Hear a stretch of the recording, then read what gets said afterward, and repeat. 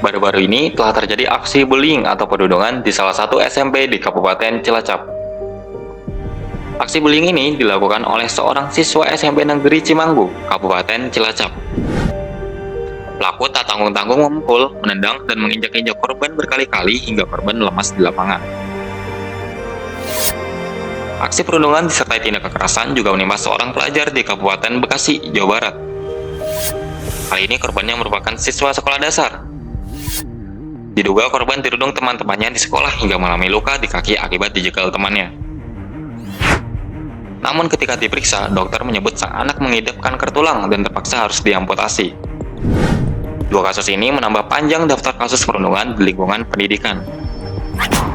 KPAI mencatat terdapat 723 kasus kekerasan anak di dunia pendidikan sejak Januari hingga Maret 2023. Perundungan dilakukan baik secara fisik maupun secara psikis. Sherry Garden, peneliti sosial dari Universitas Aberdeen Amerika Serikat, menyebutkan, aksi perundungan di sekolah umumnya meningkat pada kelas 5 dan 6 sekolah dasar. Dan kondisi ini terus memburuk hingga kelas 9 jenjang SMP. Menurutnya, hal ini terjadi lantaran di usia ini anak-anak mengalami transisi menjadi seorang remaja.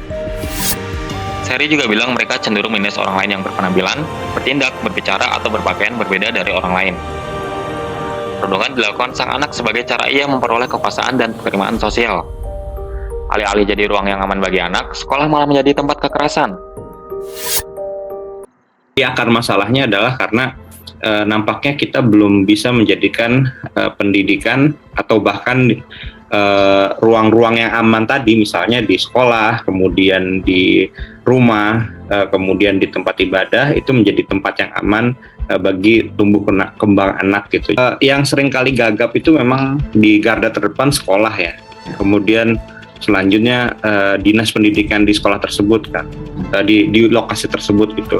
Jadi ketika ada kasus perundungan, pola yang diambil, pola yang sangat tradisional yang saya sampaikan tadi, dipanggil anaknya, kemudian didamaikan, si orang yang dibully bahkan harus diminta untuk memaafkan gitu ya. Ada problem sosial yang perlu dirunut, problem sosial dan psikologis yang harus dirunut juga. Jadi pemerintah juga harus mau turun tangan lebih jauh ya Mas ya. Dalam ketika sekolah merasa kewalahan, karena sekolah mungkin tidak punya ilmunya juga untuk menangani persoalan seperti ini gitu.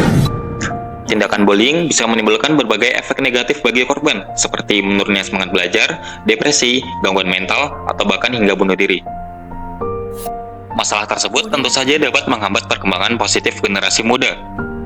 Mengingat bahwa generasi muda adalah aset berharga bagi negara dan memiliki peran kunci dalam menjaga dan memajukan bangsa. Lalu, apa yang sungguh bisa kita lakukan? Perilaku perundungan harus dicegah sejak dini, dengan melibatkan pihak sekolah dan orang tua. Misalnya, guru dan orang tua perlu bekerja sama untuk menangani permasalahan bullying dengan musyawarah yang baik agar mendapatkan solusi terbaik.